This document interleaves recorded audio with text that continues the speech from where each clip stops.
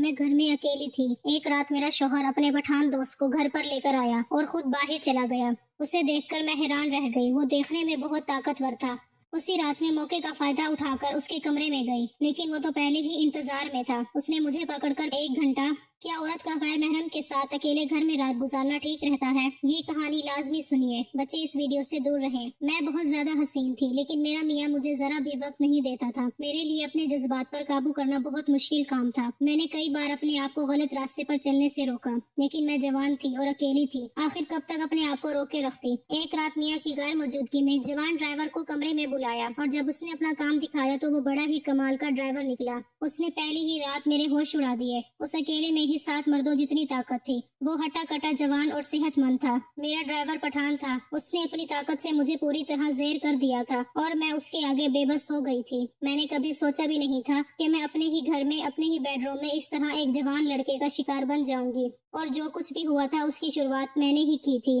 اسی لیے میں اس کام کا کسی دوسرے کو الزام بھی نہیں دے سکتی تھی۔ میرے ڈرائیور نے میرے ساتھ ایسا کام کیا تھا جو 7 مرد بھی مل کر نہ کر پاتے تھے۔ میں حیران تھی اور سوچ رہی تھی کہ کاش مجھے پہلے ہی پتا ہوتا کہ پٹھان مرد اتنے طاقتور ہوتے ہیں کہ اکیلے ہی کئی مردوں کے برابر ہوتے ہیں۔ میں پہلے ہی کسی پٹھان مرد کو اپنی زندگی میں جگہ دے دیتی، اور پھر جب اس پٹھان کی جوانی نے مجھے اپنی اصل طاقت دکھائی تو میں اپنے ہی بیڈ روم میں بے بس رہ گئی۔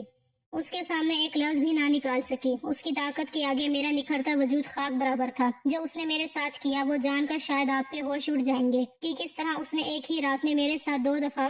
مجھے ہمیشہ سے ہی نقاب کی عادت تھی، اور اسی لیے میں اگر اپنے گھر کی گاڑی میں بھی کہیں جاتی تو نقاب نہ ہٹنے دیتی۔ بہت کم لوگ مجھے میرے چہرے سے پہچان پاتے تھے، لیکن مجھے اس بات پر بڑا فخر تھا کہ مجھے کوئی نہیں پہچانتا، نہ ہی کوئی میری خوبصورتی سے واقف تھا اور نہ ہی میری عمر سے۔ لیکن ایک دن میرے ڈرائیور نے ایک ایسی بات کہی جسے سن کر میں حیران رہ گئی۔ میں نے عجیب نظروں سے گاڑی کے شیشے میں سے ڈرائیور کی شکل دیکھی۔ وہ بہت ہی سنجیدہ معلوم ہو رہا تھا، اور جب دوبارہ سے اپنی بات دہرائی، اس بار اس کی نظریں میری نظروں سے ٹکرائی تو میں نے فوراً ہی نگاہوں کا زاویہ بدل لیا۔ میڈم جی، بس ایک موقع کی بات ہے، آپ دیکھیے گا میں آپ کو کیسے خوش کروں گا۔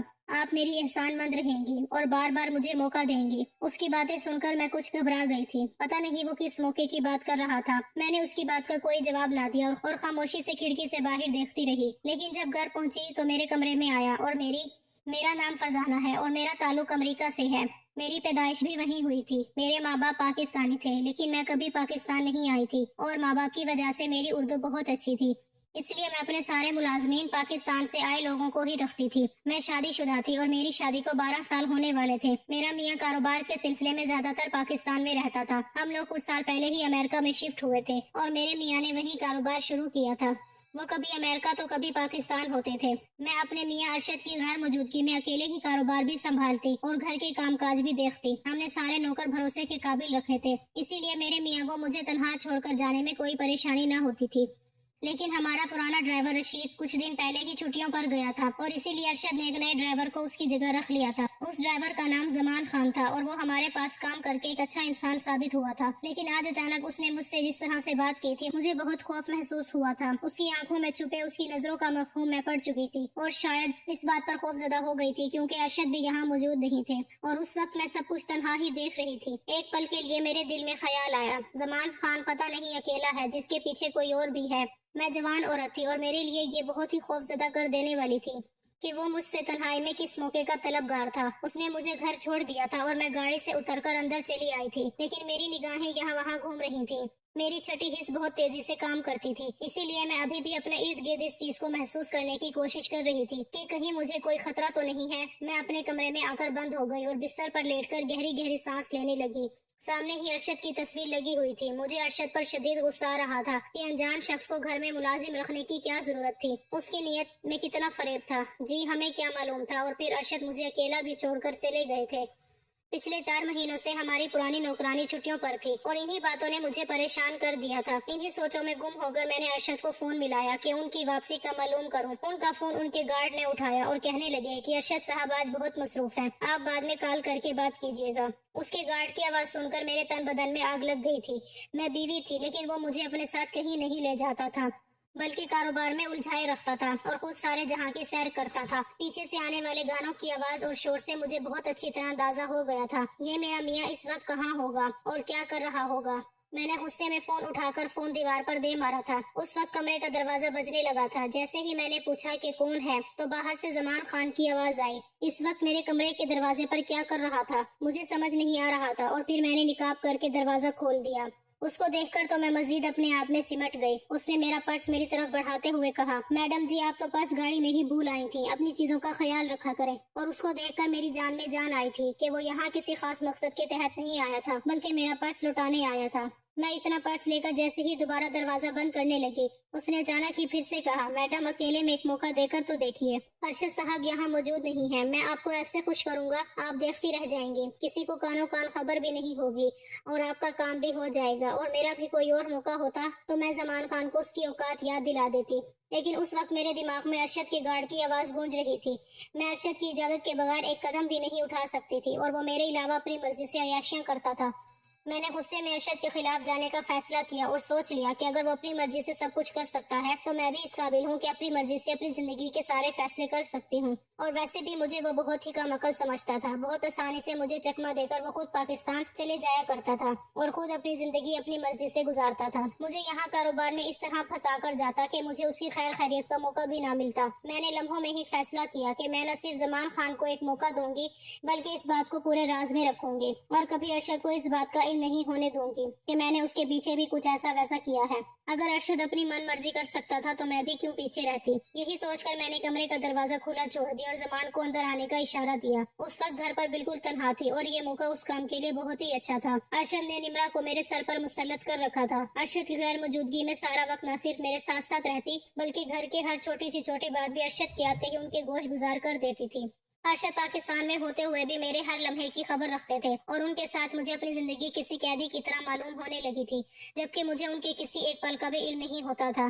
اسی لیے میں نے بس اسی کمزور لمحے میں یہ فیصلہ کر لیا کہ اب میں اپنے لیے الگ راہوں کا انتخاب کروں گی اور مزید ارشد کے اشاروں پر نہیں چلوں گی۔ کمرے میں میرے پیچھے پیچھے ہی چلا آیا۔ میں نے اسے کہا کہ وہ پہلے مجھے اس بات کا یقین دلائے کہ اس کے اور میرے درمیان ہونے والا کوئی بھی کام یا کوئی بھی تعلق ارشد تک نہیں جائے گا۔ وہ مسکرا کر کہنے لگا، میڈم جی بھروسہ کریں، میں یہ بات کسی کے سامنے نہیں کہوں گا اور اس طرح خوش کروں گا کہ آپ حیران رہ جائیں گی۔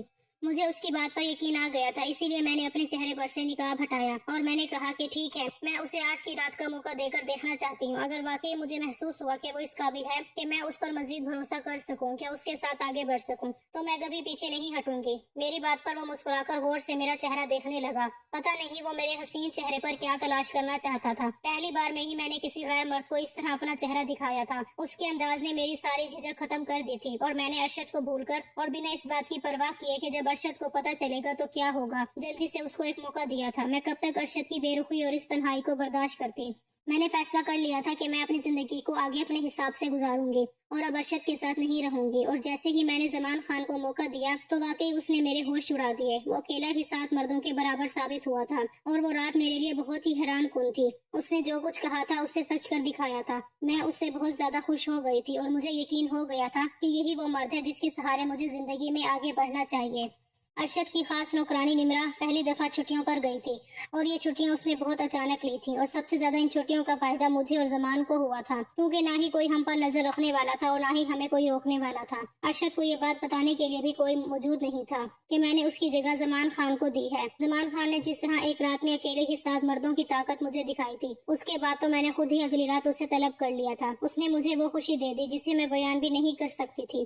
میں نے ریال نکال کر اس کے آگے رکھ دیے تھے اور وہ بھی خوش ہو گیا تھا۔ میں نے جب اسے وعدہ کیا تھا کہ اگر وہ میرا کام کرے گا تو میں اسے پیسوں میں نہلا دوں گی، لیکن اگلی رات مجھ پر بہت بھاری گزری، کیونکہ زمان نے اس رات کو میرے ساتھ وہ کیا جس کا میں تصور بھی نہیں کر سکتی تھی۔ وہ کتنا طاقتور تھا اس بات کا اندازہ مجھے دوسری رات ہوا تھا۔ پہلی رات تو شاید وہ کسی وجہ سے وہ نہ کر سکا تھا جو اس نے دوسری رات کیا تھا۔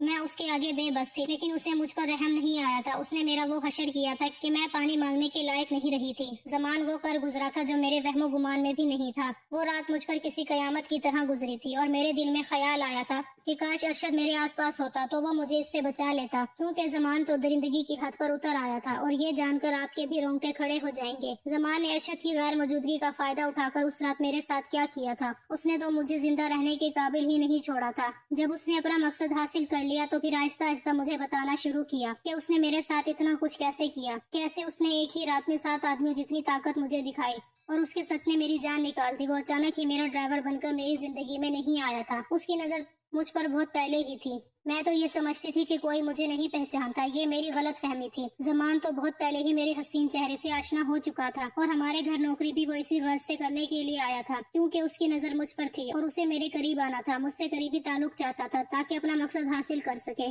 جس دن اس نے دیکھا کہ نہ ہی ارشد موجود ہے اور نہ ہی نمرا، اس نے اس دن موقع کا بھرپور فائدہ اٹھایا اور جان بوجھ کر مجھ سے ایسی بات کہی کہ میں اسے موقع دے دوں۔ میں بھی اس وقت بہت غصے میں تھی اور ارشد کے لاکھ سمجھانے اور منع کرنے کے باوجود میں نے ایک انجان مرد پر بھروسہ کر لیا تھا۔ زمان کہنے لگے کہ اس نے بہت پہلے میری تصویر دیکھی تھی اور پھر ایک دن اچانک ہی میں اسے نظر آ گئی۔ ہوا کچھ یوں تھا کہ کچھ مہینوں پہلے میری طبیعت کچھ ناساز تھی اور میں اپنے کاروبار کے سلسلے میں ہی کہیں جا رہی تھی کہ راستے میں ہی اچانک بے ہوش ہو گئی تھی۔ میرے پرانے ڈرائیور نے جب دیکھا کہ میں گاڑی میں ہی بے ہوش ہو گئی ہوں تو مجھے فوراً قریبی ہسپتال لے گیا، اور جیسے ہی اس نے مجھے گاڑی سے اتار کر بیڈ پر لٹانا چاہا، میرے چہرے سے نقاب ہٹ گیا۔ اس نے میرا چہرہ دیکھ لیا، وہ زمان کا دوست تھا اور اس نے زمان کو فوراً ہی میرے بارے میں اطلاع کر دی۔ زمان نے میری تصویر اپنے دوست کو دکھا رکھی تھی، اسے میری تلاش ہے۔ بس وہی ایک پل میری زندگی میں گرہن ثابت ہوا تھا۔ جب زمان کو یہ پتا چل گیا تھا کہ میں کہاں رہتی ہوں اور وہ مجھ تک کیسے پہنچ سکتا ہے، اس نے جان بوجھ کر ایک منصوبہ بنایا اور اپنے دوست کو نوکری سے نکال کر خود اس کی جگہ آ گیا۔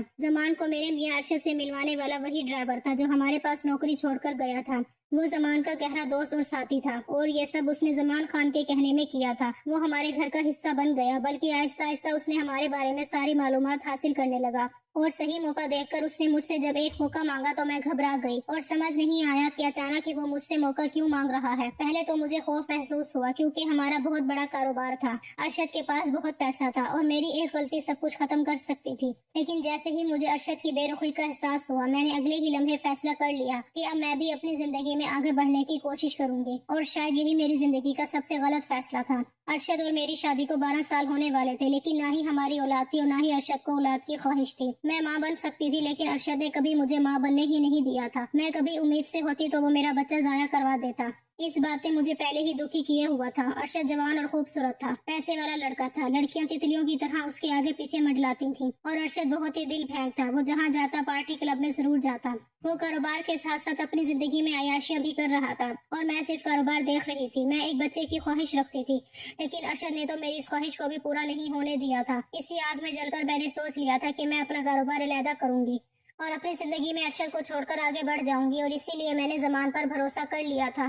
ارشد چرس سمگلنگ کا کاروبار کرتا تھا، میں بھی اس کے کاروبار میں برابر کی شریک تھی۔ اس دن جب زمان نے مجھ سے موقع مانگا تو اس نے مجھے یقین دلایا کہ وہ میری امیدوں پر کھرا اترے گا، اور اسی لیے میں نے اس پر بھروسہ کر کے اسے کام دیا، اور واقعی اس نے ایک رات میں اتنی زیادہ سمگلنگ کی جتنی میرے 7 آدمی مل کر کیا کرتے تھے۔ میں حیران رہ گئی تھی کہ زمان نے اتنی زیادہ سمگلنگ کس طرح کی تھی، کیونکہ امریکہ پولیس کو چکمہ دینا اور چوری چپکے یہ کام کرنا بہت ہی مشکل کام تھا، بلکہ ناممکن تھا۔ میرے آدمی بہت ہی زیادہ پرانے کھلاڑی تھے، اسی لیے وہ یہ کام کر لیا کرتے تھے، لیکن زمان تو اکیلے ہی بہت بڑا گیم کھیل گیا تھا۔ مگر مجھے کیا معلوم تھا کہ بظاہر ایک سیدھا سادہ اور ڈرائیور نظر آنے والا آدمی کتنا طاقتور ہے۔ اگلی رات جب وہ میرے کمرے میں آیا تو تنہا نہیں تھا، بلکہ کچھ عربی پولیس والے بھی اس کے ہمراہ موجود تھے۔ نہ صرف میرے گھر کو سیل کیا گیا تھا، بلکہ مجھے گرفتار کر کے پولیس اسٹیشن میں پہنچا دیا گیا تھا۔ اسی رات ارشد بھی ایئرپورٹ پر پہنچا تھا اور اسے بھی ایئرپورٹ سے گرفتار کر لیا گیا تھا۔ ہم دونوں میاں بیوی پہلی بار پولیس کی تحویل میں موجود تھے۔ دراصل میرا میاں ہمیشہ مجھ سے ہی سارے کاروبار کے کام کروایا کرتا تھا، اور میں نقاب میں چھپی رہتی تھی۔ میں نے کبھی کسی کو اپنا چہرہ نہیں دکھایا تھا، اس لیے پولیس مجھ تک نہیں پہنچ پاتی تھی۔ لیکن زمان نے بہت ہی چلاکی سے نہ صرف مجھے پہچان کر پکڑ لیا تھا، بلکہ میرا سارا کاروبار اس نے ایک ہی رات میں جان لیا تھا۔ وہ میری سوچ سے بھی کہیں زیادہ تیز نکلا تھا۔ ارشد کو جیسے ہی پتا چلا یہ سب کچھ میری وجہ سے ہوا ہے اور ہمارے پکڑے جانے میں میرا قصور ہے، تو ارشد مجھے مارنے کے لیے میرے قریب چلا آیا۔ اگر عربی لڑکی اسے نہ روکتی تو شاید وہ میرا گلا دبا دیتا۔ میں زاروں قطار رو رہی تھی کیونکہ امریکہ کا قانون بہت سخت تھا، اور میں جانتی تھی کہ مجھے اس جرم کی کیا سزا ملنے والی ہے۔ میرا میاں ایک مکار انسان نکلا تھا جس نے سارا کاروبار میرے نام پر کیا تھا، اور کاروبار کو چہرہ بھی میرا ہی دیا تھا۔ اس نے نہ ہی مجھے شادی شدہ زندگی کی کوئی خوشی دی تھی، اور نہ ہی مجھے ماں بننے کا سکھ حاصل ہو سکا تھا۔ میری زندگی میں سب کچھ ویسا ہی ہوتا تھا جیسے ارشد چاہتا تھا، جبکہ میں نے اس سے محبت کی شادی کی تھی، اور میں آخر تک اس شادی کو نبھانے کی کوشش کر رہی تھی۔ لیکن ارشد کو عیاشیوں کی اس قدر عادت پڑ گئی تھی، آئے روز وہ کسی نہ کسی حسین لڑکی کو اپنی سیکرٹری رکھ کر اس کے ساتھ پاکستان چلا جاتا تھا۔ اگر ارشد میرے ساتھ ایسا رویہ نہ رکھتا تو شاید میں بھی کبھی زمان کی باتوں میں آ کر اس پر بھروسہ نہ کرتی، بلکہ ارشد کو اس کے بارے میں بتاتی، पुलिस ने हर वो जगह ट्रेस कर ली थी जहां हमारी तरफ से स्मगलिंग सप्लाई होती थी। बहुत सारे लोग पकड़े गए थे। एक बहुत लंबा कारोबार का सिलसिला था जो मेरी एक गलती से खत्म हो गया था। मैंने पुलिस में अपना रिकॉर्ड दे दिया था क्योंकि मैं जानती थी कि अब यहाँ से बच निकलना मुमकिन नहीं है, और अगर हम किसी तरह बाहर निकल भी जाते हैं तो अरशद खुद अपने हाथों से मुझे मार देता, क्योंकि मैंने उसका बना बनाया कारोबार उजाड़ दिया था। आज मैं जेल में सलाखों के पीछे बैठी हूँ और अपनी सजा के इंतजार में हूँ। मुझे और मेरे मियाँ को बहुत सख्त सजा होने वाली है क्योंकि हमने बहुत से जवान लड़के लड़कियों की जिंदगियां तबाह की हैं। जमान पठान जरूर था, लेकिन वो एक अरबी पुलिस वाला था और उसने पूरी जिम्मेदारी के साथ अपना फर्ज निभाया था। कभी कभी वो मुझसे मिलने के लिए जेल के अंदर चला आता था, लेकिन मैं उसे देखकर हमेशा अपना चेहरा मोड़ लेती। मैंने उसे एक मौका दिया था और वाकई उस एक मौके ने मेरी पूरी जिंदगी बदल दी थी। मैं अपने बड़े से बंगले से उठकर जेल की सलाखों के पीछे पहुंच गई थी। जमान ने मुझे एहसास दिलाया था कि मैं जिस रास्ते पर चल रही थी वो तो सरासर गलत था। लड़के लड़कियां ड्रग्स की लत में पड़कर अपनी जिंदगियां हार रहे थे। ये सब कुछ सिर्फ और सिर्फ मेरे नाम पर हो रहा था। वो ठीक कह रहा था। अरशद की मोहब्बत में मैं सही और गलत भूल गई थी और बहुत बड़ा नुकसान पाया था। मैं अपनी सजा की मुंतजिर हूँ और जेल की सलाखों के पीछे बैठी हूँ, और दुआ कीजिएगा कि खुदा मेरे गुनाहों को माफ कर दे और मेरा ज़मीर मुतमईन हो जाए, क्योंकि जब से ज़मान ने मेरे ज़मीर को जगाया है मेरे लिए एक पल गुजारना मुश्किल हो गया।